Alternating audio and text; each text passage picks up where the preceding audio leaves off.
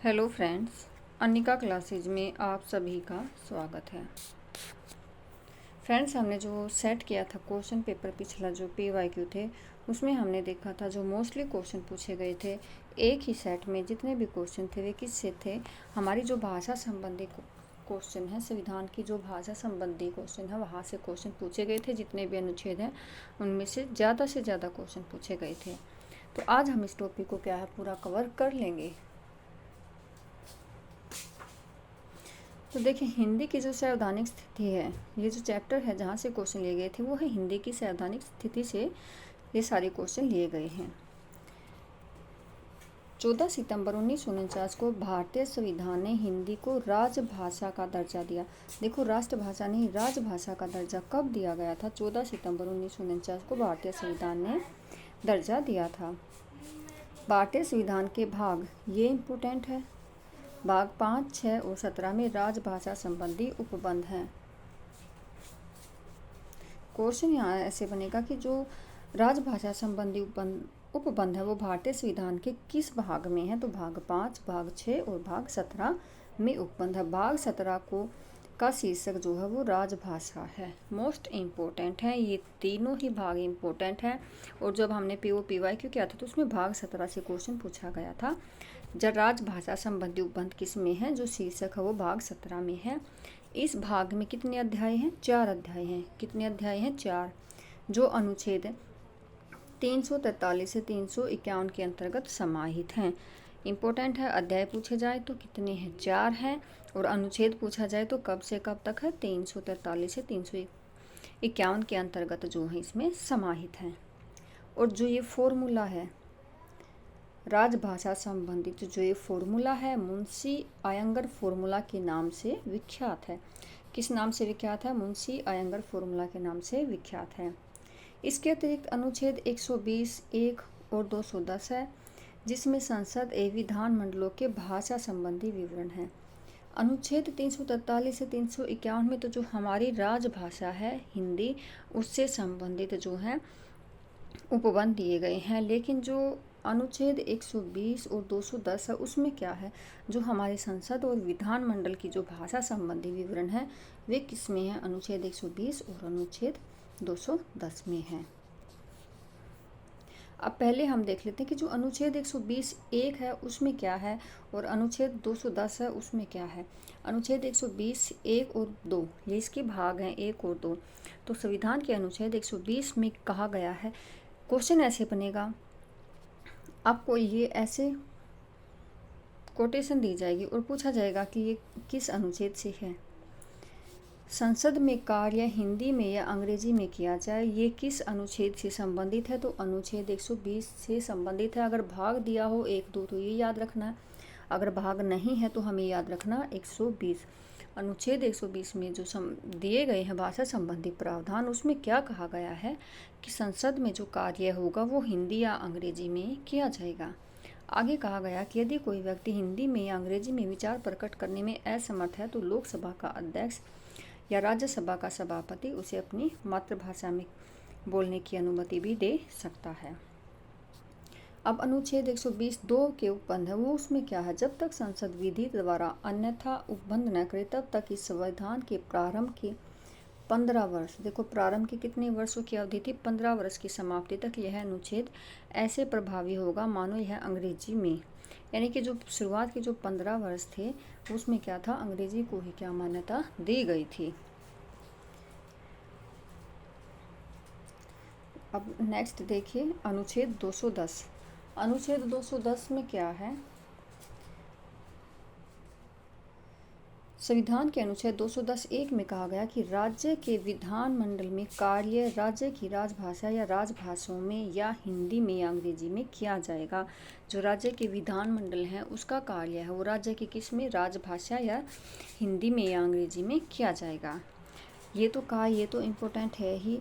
आगे यह भी कहा गया कि विधानसभा का अध्यक्ष या विधान परिषद का सभापति ऐसे किसी सदस्य को अपनी मातृभाषा में बोलने की अनुमति दे सकता है जो उपयुक्त भाषाओं में से उपयुक्त भाषा यानी कि जो हिंदी और अंग्रेजी में जो अपने विचार प्रकट नहीं कर सकता वो उसको क्या अनुमति मिल सकती है कि वो अपनी मातृभाषा में अपने विचार प्रकट कर सके। अब मोस्ट इम्पोर्टेंट है, जहाँ से हम जो आपका जनरल पेपर होता है जीके में भी ये क्वेश्चन बनता है, और आपके जो हिंदी वाला पार्ट है उसमें भी यहाँ से क्वेश्चन पूछा ही जाता है।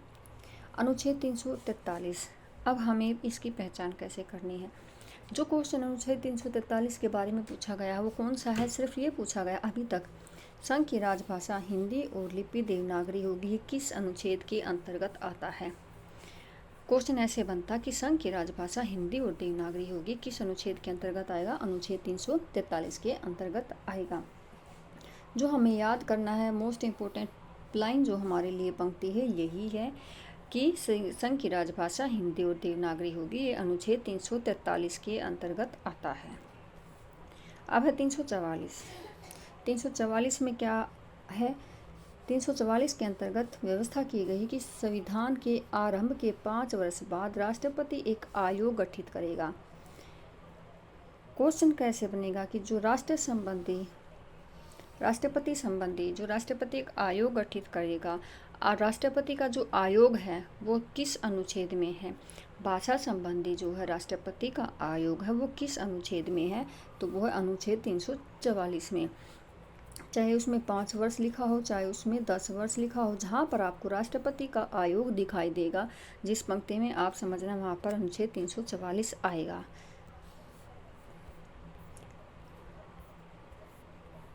नेक्स्ट है 345।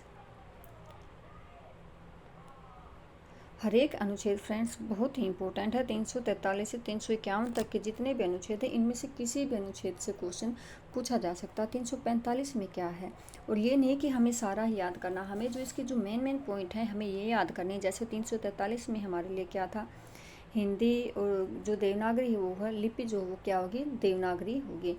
344 में हमारा जो राष्ट्रपति के संबंधी आयोग है 344 में होगा। 345 में क्या होगा, देखो, किसी राज्य का विधानमंडल विधि द्वारा उस राज्य में प्रयुक्त होने वाली किन्हीं अन्य भाषाओं को भी हिंदी को शासकीय प्रयोजनों के लिए स्वीकार कर सकेगा। यदि किसी राज्य का विधानमंडल ऐसा नहीं कर पाता तो अंग्रेजी भाषा का यथावत प्रयोग किया जाएगा। यानी कि इसमें क्या है, विधानमंडल जो है, विधानमंडल या विधि द्वारा उस राज्य में प्रयुक्त होने वाली, यानी कि कोई भी राज्य है उसमें प्रयुक्त होने वाली जो भी भाषा है उसमें क्या है, जो भाषाओं को हिंदी को शासकीय प्रयोजनों के लिए स्वीकार किया जाएगा। ठीक है, अगर ऐसा हिंदी में अगर नहीं कर पाता है, अगर ऐसा नहीं कर पाता तो वहाँ पर क्या होगी, अंग्रेजी भाषा मान्य होगी। ये 345 के अनुसार है। 346 में क्या है, संघ द्वारा निर्धारित भाषा एक राज्य और दूसरे राज्य के बीच, यानी कि एक राज्य, ये हमारे लिए इम्पोर्टेंट है, दूसरे राज्य के बीच तथा किसी राज्य और संघ की सरकार के बीच पत्र आदि की भाषा जो होगी वो क्या होगी, राज्य होगी। जो हमें 346 याद करना है, हमें एक राज्य का दूसरे राज्य से जो पत्र आदि में हमारा जो संबोधन होगा वो किस में होगा, हिंदी में होगा। किस अनुच्छेद के अंतर्गत होगा, 346 के अंतर्गत होगा। अब है 347। 347 में क्या है, 347 के अनुसार यदि किसी राज्य की जनसंख्या का पर्याप्त भाग जाता है, जहाँ पर जनसंख्या संबंधी आपको दिख जाएगा कि जहाँ पर जनसंख्या संबंधी है वो क्या है, 347 है, लेकिन हम इसको पढ़ेंगे। उसके द्वारा बोले जाने वाली भाषा को उस राज्य में क्या है, दूसरी भाषा के रूप में क्या मान्यता दी जाएगी। और यह केस में क्या, राष्ट्रपति का निर्देश है। 44 में राष्ट्रपति का निर्देश नहीं था, राष्ट्रपति का क्या था, आयोग की जो सिफारिश थी उससे संबंधित था, लेकिन यहाँ पर निर्देश है। तो ये क्या है, 347 में है।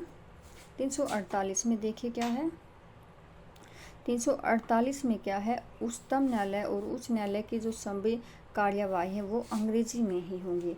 जो हमारे उच्चतम न्यायालय हैं, जो हमारे उच्च न्यायालय हैं, उसमें जो भी काम होगा वो हमारे किस भाषा में होगा, अंग्रेजी में होगा। और ये प्रावधान किस अनुच्छेद में दिया गया है, 348 में दिया गया है।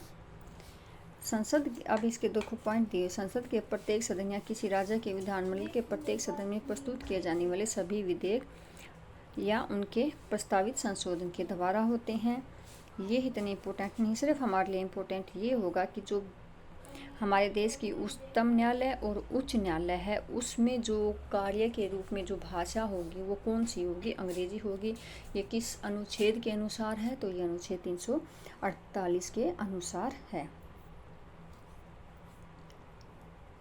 अब है अनुच्छेद 349। अनुच्छेद 349 के अनुसार संसद की यदि राजभाषा से संबंधित कोई विधेयक या संशोधन प्रस्तावित करना चाहे तो राष्ट्रपति की पूर्व मंजूरी लेनी पड़ेगी और राष्ट्रपति आयोग की सिफारिशों पर उन सिफारिशों पर गठित रिपोर्ट पर विचार करने के पश्चात ही अपनी मंजूरी देगा। इसमें क्या है? संसद यदि राजभाषा से संबंधित कोई विधेयक या संशोधन प्रस्तावित करना, राजभाषा से संबंधित कुछ भी जो है वो प्रस्तावित करना चाहेगा तो उससे पहले उसको क्या है, किसकी मंजूरी लेनी पड़ेगी? राष्ट्रपति की मंजूरी। तो राष्ट्रपति की मंजूरी जो है, राष्ट्रपति की मंजूरी किस अनुच्छेद में है? राष्ट्रपति की मंजूरी किस अनुच्छेद में है? 349 में है। किस अनुच्छेद में है? 349 में है। अब अनुच्छेद 350।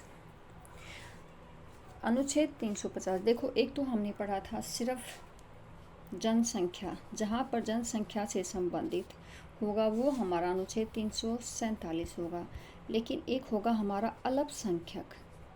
ये मैं आपको सिर्फ मेन पॉइंट बता रही हूँ क्योंकि अनुच्छेद ये हैं, इनमें सारी बातें याद नहीं होंगी, लेकिन जो एक मेन पॉइंट होगा कि इसमें किस अनुच्छेद में किस के बारे में जिक्र है तो वो होगा 350 में। जनसंख्या संबंधी प्रावधान 347 में, अल्पसंख्यकों से संबंधित प्रावधान जो है 350 में है।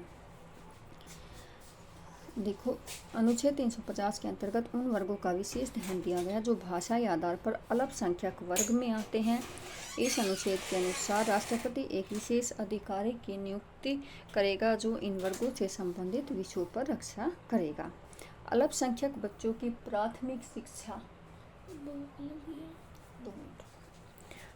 शिक्षा उनकी मातृभाषा में दिए जाने की पर्याप्त सुविधा सुनिश्चित करती है। तो जो अल्पसंख्यक के बच्चों की प्राथमिक शिक्षा की और उनकी मातृभाषा का जो प्रावधान है वो किस अनुच्छेद में है? अनुच्छेद 350 में है। अब है अनुच्छेद 351। यहाँ से 351 से भी कई बार जो है क्वेश्चन बना है। संघ का कर्तव्य होगा कि वह हिंदी भाषा का प्रसार कराए। ये इम्पोर्टेंट है, क्वेश्चन यहाँ से ही पूछा गया था कि संघ का कर्तव्य जो है जिसमें वह दिया गया कि हिंदी भाषा का प्रसार बढ़ाए, ये किस अनुच्छेद के अंतर्गत है? जो संघ का कर्तव्य है किसके है? 351 के। या फिर ऐसा क्वेश्चन पूछा जाएगा कि हिंदी भाषा का प्रचार प्रसार बढ़ाने का जो प्रावधान है वो किस अनुच्छेद में दिया गया है? तो अनुच्छेद 351 में दिया गया है।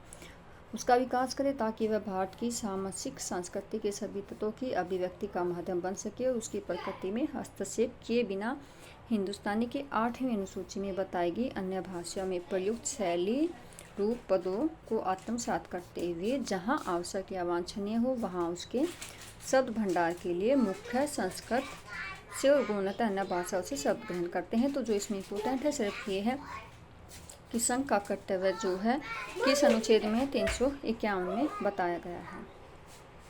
अब है देखो, मोस्ट इम्पोर्टेंट है, क्वेश्चन यहाँ से बनता है, ये बहुत ही इम्पोर्टेंट टेबल है। संविधान की कुल भाषाएं। संविधान की 8वीं अनुसूची में हिंदी सहित 14 भारतीय भाषाएं थी। 21 में ये जो भाषाएं जोड़ी गई हैं, अब जो क्वेश्चन पूछा जाता है किस संशोधन के द्वारा या किस सन में कौन सी भाषा जोड़ी गई है? 21वें संविधान संशोधन अधिनियम 1967 के तहत सिंधी को 8वीं अनुसूची में शामिल किया गया। किस संशोधन के तहत 21 में कौन सी जोड़ी गई? सिंधी जोड़ी गई। पहले कितनी थी? 14 थी। सिंधी जोड़ने के बाद 15 हो गई। फिर कौन सा संशोधन हुआ? 71वां संशोधन। कब हुआ? 1992 में। इसमें कौन कौन सी भाषाएं जोड़ी गई थी? नेपाली, मणिपुरी, कोंकणी, 3 भाषाएं 71वें संशोधन के द्वारा जोड़ी गई थी 1992 में, नेपाली, मणिपुरी और कोंकणी। उसके बाद फिर संशोधन हुआ 92वां। कब हुआ? 2003 में। और इसके अंतर्गत 4 भाषाएं जोड़ी गई थी। कौन कौन सी? मैथिली, डोगरी, बोडो, संथाली। पहले जो जोड़ी गई थी वो एक जोड़ी गई थी सिंधी, उसके बाद जोड़ी गई थी 371वें संशोधन में नेपाली, मणिपुरी, कोंकणी। उसके बाद 2003 में 4 भाषाएं फिर से जोड़ी गई थी, उसमें कौन सा संशोधन था? 92वां संशोधन था। भाषाएं कौन कौन सी थी? मैथिली, डोगरी, बोडो और संथाली थी। इन तीनों से जो है क्वेश्चन पूछा जाता है किस संशोधन या किस अधिनियम के तहत भाषा जोड़ी गई, या फिर पूछ लिया जाता कौन सा अधिनियम या संशोधन था। तो 21, 71, 92 ये हमें याद करने हैं, मोस्ट इम्पोर्टेंट है। संविधान के अनुच्छेद 344(1) और अनुच्छेद 391 8वीं अनुसूची में विनिर्दिष्ट भारतीय भाषाओं का संदर्भ आया है, जो अभी हमने किया है।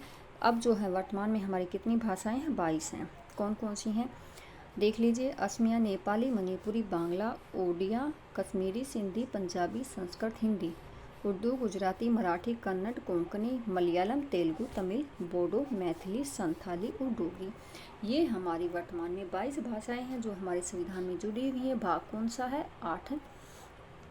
अनुसूची कौन सी है? 8वीं अनुसूची है। भाग कौन सा है? 17 है।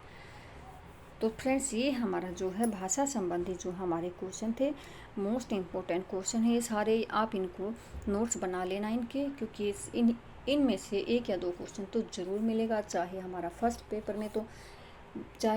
में मिले, लेकिन जो हमारा मेन जो सब्जेक्ट है हिंदी वाला उसमें तो ज़रूर मिलेगा ही मिलेगा। Thank you friends.